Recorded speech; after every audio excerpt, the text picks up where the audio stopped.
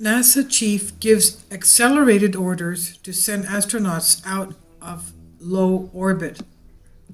Thanks to President Donald Trump, NASA might send astronauts beyond the Earth's orbit for the first time in over 40 years.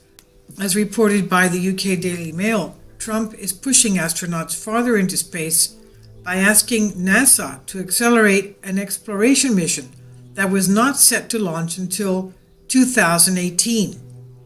NASA's acting administrator, Robert Lightfoot, asked the staff to work on adding a crew to Exploration Mission 1, a joint flight between Space Launch System rocket and the Orion spacecraft.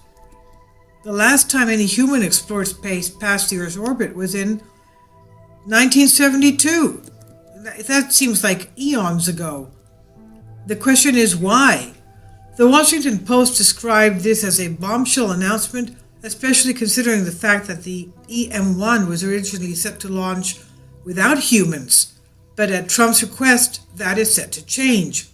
Lightfoot admitted, quote, "I know the challenges associated with such a proposition, like reviewing the technical feasibility, additional resources needed, and clearly the extra work would require a different launch date," end quote.